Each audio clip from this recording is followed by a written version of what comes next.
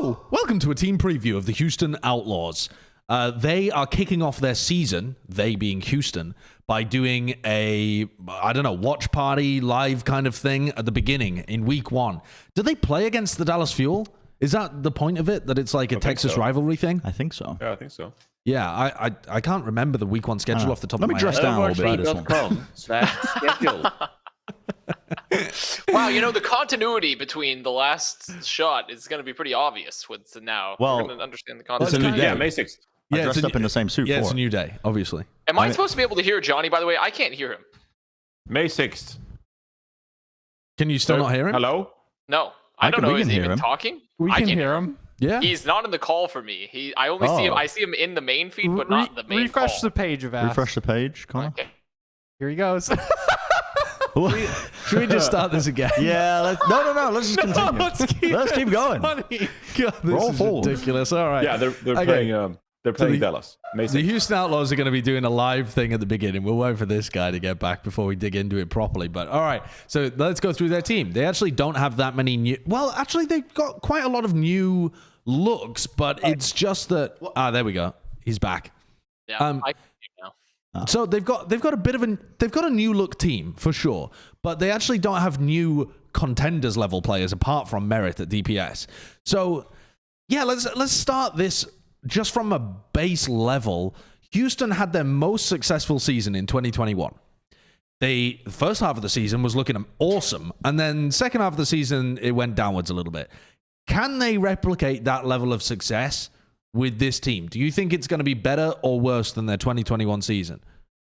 To be perfectly clear, when you say had the best year in the league ever, and can they match that success? That was losing in the second round of play-ins. Yes. So I assume they'd want to be better than that this year. I assume they'd want that. Of course they're going to want that, but are they going to get that? Yes, is the answer. Sideshow. My takeaway was that they kind of choked, though, Last year. Like, I don't think it was a skill problem, but it was like them choking in the big matches in the play-ins. I mean, didn't they play Washington and Shock? Or either of the two? Yeah, they lost to Washington 2-3. Yeah, it was like close matches, I think, in their play-ins. And then because they beat the Shock 3-2, I think, in one, and then lost to Dallas afterwards. This is so much blue. So much like 9th, 10th, 8th, 12th, 16th. Like, so much shit for the Houston fans, honestly. And seriously, though, last year was not bad. Like, yeah, okay, they lose in the play-ins, but it was by far and away their best season. By a long shot. Except from like stage 1, season 1, or whatever. Yeah, and that was only like a quarter of a season. So I feel like they weren't a terrible team last year. They had some decent talent. Does Avast have a new mic? No. You sound like a fucking telecom operator from the airport. You sound fine to me. Really? We're just playing troll Connor with the tech problems. Mike. Well, the one thing to mention as well from this is Dante said on his stream, right, that Jake is moving into a coach role. So he's not going to be in this flex position. Well, he was a coach role last season. But yeah, he was a coach player last season. Yeah. And Jake was tweeting. What did he tweet? He tweeted something like, why don't I fuck around and play like all of the roles or something? Yes. So I don't know if that was bait from Jake or what, but like I don't think it was a long-term strategy like having him fill in main support last year, because you pick up players for that role. You don't want a player to be the fill-in glue. You want the best players in that role. Like no disrespect to Jake, he's a fantastic player when he puts his mind to something. He's an incredibly driven individual. I just noticed from knowing him for quite some time. But it's a fact that when you spread yourself too thin, you're never going to master one particular role. I mean, I think this is pretty clear. This is about the Doomfist thing, right? I thought it was. The Doomfist? It just so happens that now he can play Doomfist tank, DPS, and I don't know where the support bit comes from. Maybe he can play Moira or some shit. Or this, I mean, he could play. We already had the Jake Brigida and the Jake Mercy. True. Yeah. Everything. I mean, like, I think my based on the current paradigm of this team, I think whatever Jake wants to do, this team will eventually end up doing. So that's my thoughts. Well, the Houston Outlaws roster only has a single main tank at the moment. It just has Piggy. And Piggy's good. Piggy was a very good rookie last year. impressive. IBM Watson loved Piggy as well. Piggy was almost at the top of the off-tank rankings for the I think for like the entirety of the first half of the season. Piggy was top 3 and then only dipped when they started losing games at the end. I think IBM Watson was mostly like correlated in it to map win rate though, so I don't know really how much extra secret sauce there was in there. Yeah. But Piggy impressed me, but maybe not to the degree where you trust Piggy with the entirety of tanking in Overwatch 2.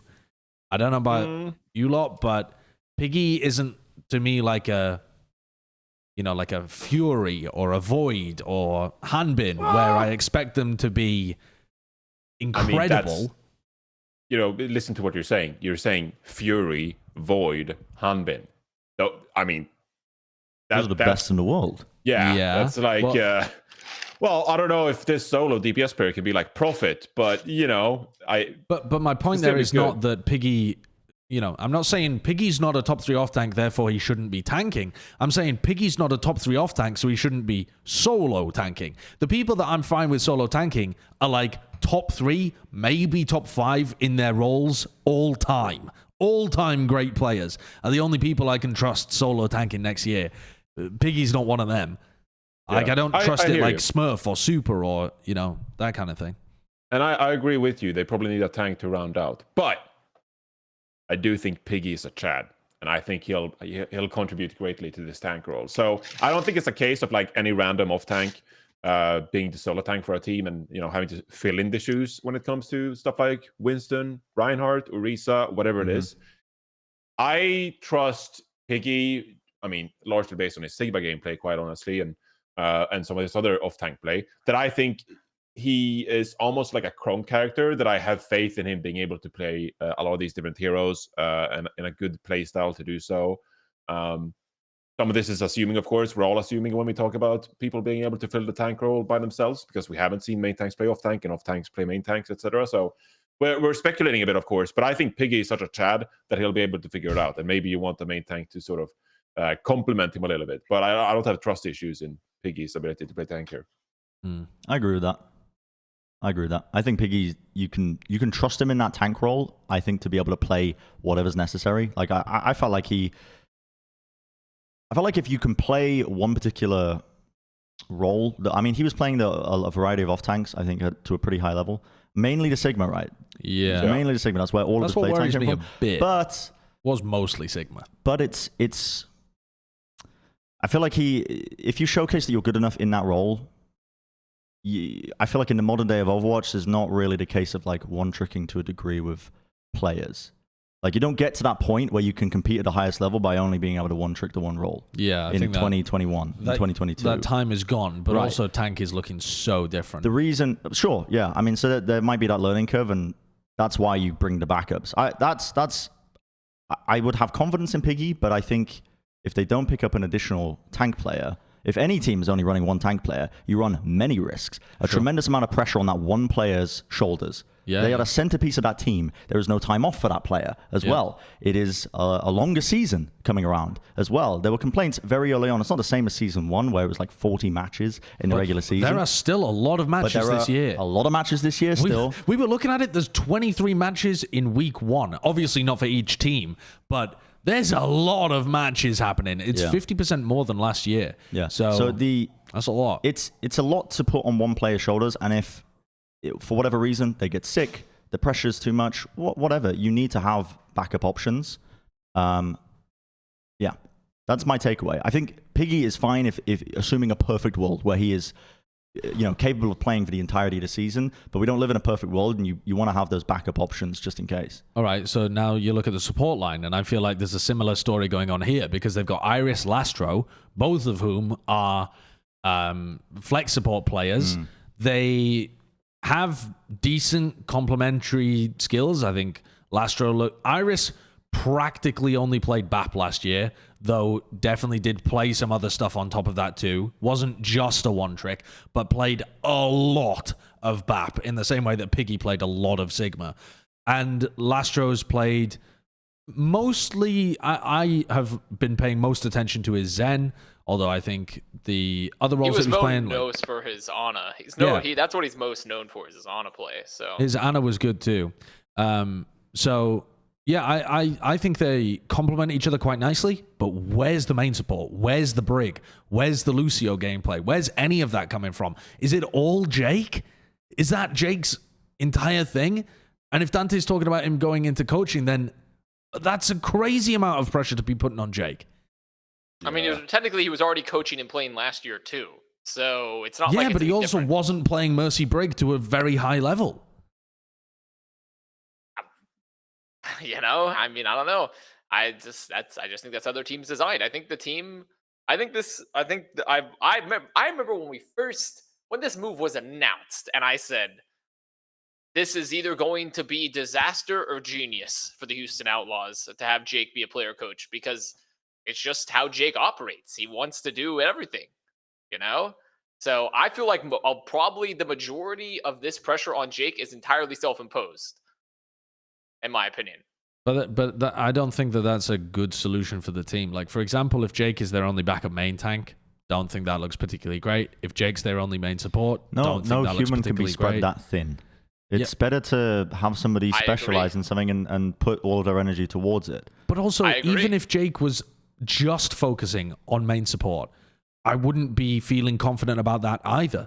Because if you do end up in a world where you have to play main support, there are so many better main support players in the league right now that have been playing it for so much longer, and you're just hoping that Jake does really well in that role. But it really is just kind of faith at that point. There's no evidence to suggest that would be the case. No, this team worries me in that sense. Well, yeah. I mean, I don't know. I honestly, I'm not particularly... When I look at Outlaws across the board, I think the most exciting portion of this team are their DPS line, you know? But I think the support line... I think Lastro and Iris are really good double flex support. Don't know what's happening to main support. If Jake's your main support still, okay, sure. If he's going to play your Doomfist, okay. Like, I guess for your main tank, for your tank player, like, I guess, I don't know. Piggy as their other main tank player, I'm going to be honest, I think Piggy was pretty good at what he did. I really don't know how we can extrapolate that any further after essentially only playing Sigma to being the only tank player for this team. You know, there's a lot of factors involved there. But the DPS line, I think the DPS line is looking sick. So okay, well, let's tackle the DPS line then. So this team acquired Pelican. That is a fucking huge move. Alongside Dante, and then picking up Merit, who I've watched some games of Merit. Didn't impress me too much. Not what I would consider to be the most cracked hit scan player coming out of contenders. I think when you compare it to last season when they had Happy on this squad, I'm more excited about Happy than I am about Merit. But I don't think that Merit's a bad player. I don't think that Merit's going to be a detriment to this team. I just don't think that he's going to be lighting the world on fire. He's not going to be... He's not the same caliber as a Pelican to get excited about. Maybe not even a Dante, actually, although, you know, Dante's mostly going to be, I guess, filling the roles that Pelican isn't in a lot of senses, trying to bolster that, Echo Tracer or Sombra Tracer or whatever that kind of stuff is. Starting from Pelican, though, if we start there, has Pelican got a better team around him this year or last year? Oh, I mean, damn. It's a reasonable question, though, isn't it? Because he hard carried that Atlanta Reign squad. I think we can all agree that that was a beastly performance that Pelican was putting up. But maybe hard carry. I think hard carry is a little unfair. Hard carry might be too far, but carry, I think, is a reasonable way of putting it. He did carry that team, but he didn't hard carry them. But he fucking carried them. He was an incredible player. And so the strengths of Atlanta, though, still were demonstrated as a team. They still found their place much more than they had done in previous years when they still had good DPS talent. You can't look at this roster that he's on right now and say that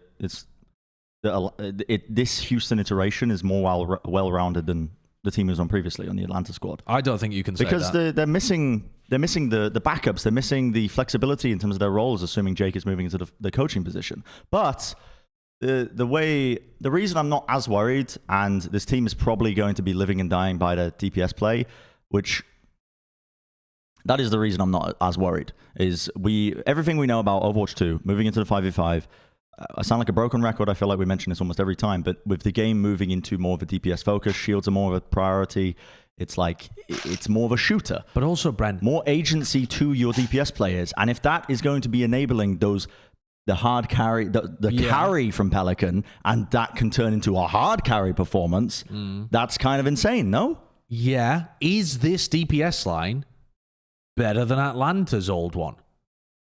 I really like Dante and Pelican together. I think that's an unbelievable DPS line. But on Atlanta, you had what? Edison? Well, Kai? Edison, Kai, Pelican. Dude, Kai is definitely better than Merit from what I've Kai seen. is so Kai underrated. is so as well. good. People, I don't know about underrated. He's but, Kai. Yeah. But Dante and Pelican at the same time, Dante on Tracer, That is Dante on good. Sombra. I mean, that's spectacular. I think that's also, I mean, not to say that Kai isn't, because it certainly is, but like the playmaking behind Pelican and Dante to like carry both at like the same time, they both make impact plays, like take turns every fight almost. I think that's absolutely spectacular, and that's something that Houston Outlaws will benefit greatly from this year. So in that way, it really excites me, and I don't particularly share your opinion about Merit. I think he's one of the better DPS contenders coming in. When you look at someone like San Francisco Shock, they obviously got Kilo because Kilo has a slightly higher peak to his game, but people talk about his inconsistencies, whereas Merit doesn't have the same peaks as Kilo, but he is more consistent, well-rounded, can play that Sombra as well. And I actually think he'll be sort of like league average, maybe. I mean, I don't know what league average is, but like slightly above league average when it comes to your hit scanning errors. I agree with that.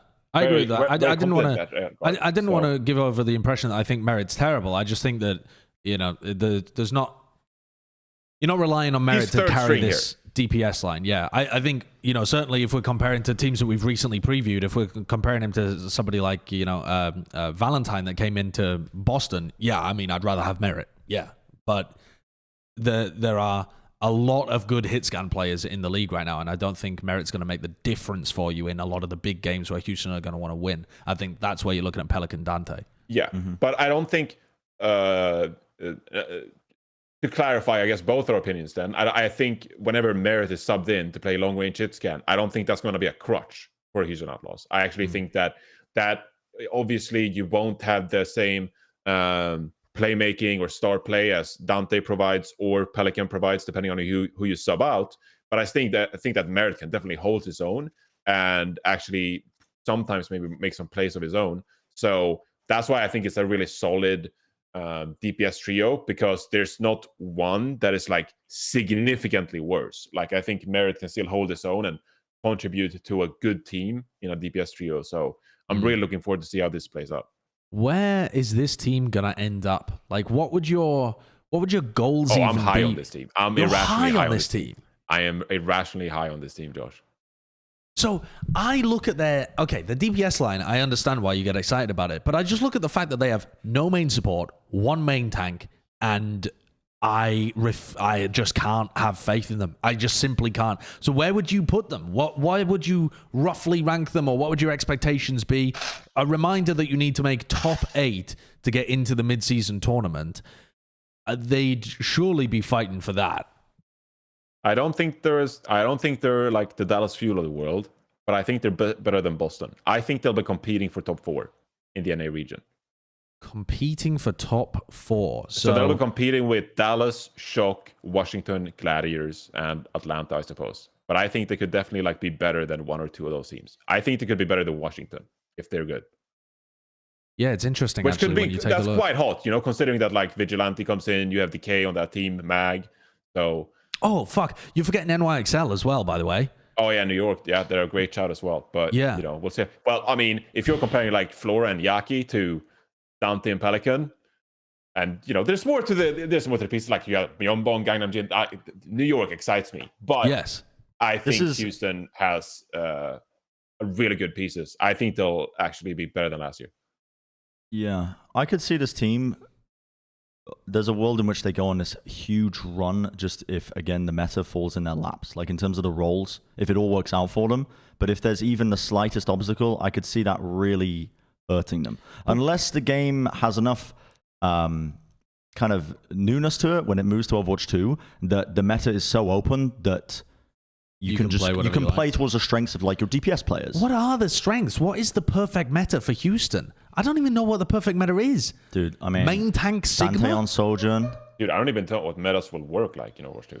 Piggy plays. I mean, I think being able to play like a lot of like Sombra or Echo for this team is pretty strong because of Dante and Pelican's hero pools. I think stuff like that, like stuff that flexes into their hero pools are very good. Sigma, obviously, for Piggy, but like who knows where the fuck. And then I think if somehow miraculously a double flex support meta works out, I think the Iris Lastro double flex is a very, very good backline. It's just so weird though because flex support meta is a great backline. Their backline and their tank, the strengths that they've demonstrated in the past are like pokey kind of comp heroes.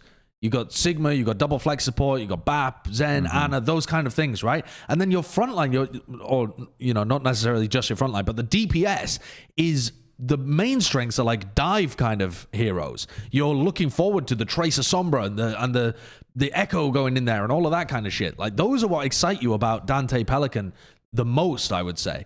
So when I think about this team, it just seems like a Frankensteinian effort. It doesn't align in my brain. I can't imagine them. I mean, okay, Piggy plays like main tank. Let's say Diva, Sombra, and Tracer, and then you've got. What were you thinking? Pelican's role?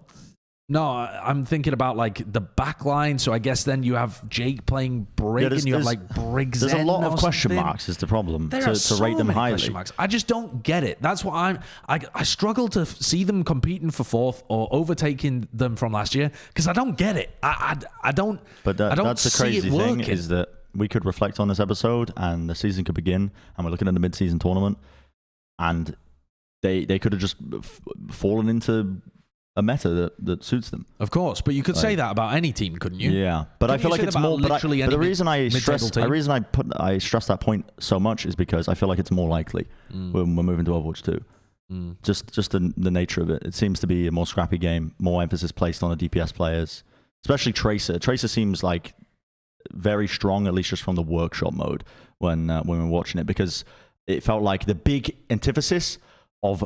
It wasn't so much as comboing team fights from the workshop mode 5v5 fights. It was like your Tracer player winning a 1v1. That was like a big defining moment. And you've got Dante as one of the best Tracer players. Those individual... Is Dante one of the best Tracer players in North America? Pull up the thing again, would you, Kurt? Of all the teams he's going to be competing against. He's going to be competing... Sorry, I mean thanks. He's going to be competing against... What? He's going to be competing against... Yaki on NYXL. That's the player that's missing from here. He's going to be competing against Proper. Who else? Sorry, Johnny. Striker, Striker. Decay. Yeah. Kevster. Sure. Decay as well. I think... Sparker. Okay, I get it. Okay, all right. Also, Venom from the Rain. Venom is like a really like sleeper. Like holy shit, this guy's kind of crazy. There's a lot of top Tracer players. That's my point. I'm not saying Dante has to fall under all of them, but it was a hyperbolic comment. But I think a lot of people believe it. A lot of people in the community still think of Dante as being one of the best Tracers in the league. I think he could hold a candle to those players. Yeah, but there are so many good Tracers, man, and there are so many good hit scans to the point where I feel like any Pelican Tracer or any Pelican hit scan meta Houston comes up with, you're still relying on Pelican to get the win there. You're not hoping Dante diffs or Merit diffs most of the time. You're right. You're right. There's a lot of great Tracer players in that region. And so, he'll definitely have to bring his A game to take on all those people. I think the reason why I'm also a bit excited about Houston Outlaws this year is because they genuinely just on face value have a lot of sick players. And so when you talk about some of these other Tracers like Striker on the Boston Uprising, how is he going to be enabled? When you look at some of the other Tracers like Yaki, new team in the New York Excelsior, they don't have a main support either in that team. They have a contenders tank they're picking up. How is he going to be enabled on that Tracer role? Meanwhile, you look at the Houston Outlaws, Iris, love that guy. He's sick. He's really good. Piggy, which I have faith in to be a competent tank in that regard. How is Piggy going to compare to like Talios and Washington Justice when it comes to being able to field some of those off-tank heroes? Sure, Justice, they have Mag, he can play the Winston, Reinhardt, etc., but not the Wrecking Ball. And so there's a lot of questions about how the team can enable some of these DPS players. But I think that when it comes to all of the different roles, whether it's Iris on support, Piggy on tank, Dante Pelican as a DPS duo, there are some red flags with this team. But overall, I think they have sick players in each department of their team. And so in that way, I feel like I can trust this team more than some of these other teams like Boston, Washington, Justice that are still messing around with their roster, Vigilantes underage still, stuff like that. I feel like Houston Outlaws, I think they have the pieces to actually compete with some of the better teams in the league. Like, how is Dante and Pelican going to compare to like Proper and Kilo? Proper is really good, but do you think Kilo is going to be able to hold his own against Pelican and Dante? Stuff like that. I think that Houston Outlaws has a really good fighting chance here. Yeah. Well, that seems like a good tirade to end things on, actually, as well, because we've given just enough copium for the Houston Outlaws fans for them to believe that they're going to have a better season than they have done in the past. I think when we do the Dallas team preview, we should definitely compare the two Texan teams as well. I didn't want to do it this time because we haven't actually gone through Dallas in thoroughly. But when we do the Dallas team preview, we should absolutely compare like to like, because those fan bases always want to be better than the other Texan team that's there. And they're going to be playing each other week 1 as well in, San Antonio or something? So that should be interesting to see. All right, that does it for our team preview for this week. We'll be back with more in the future. Bye. Woo.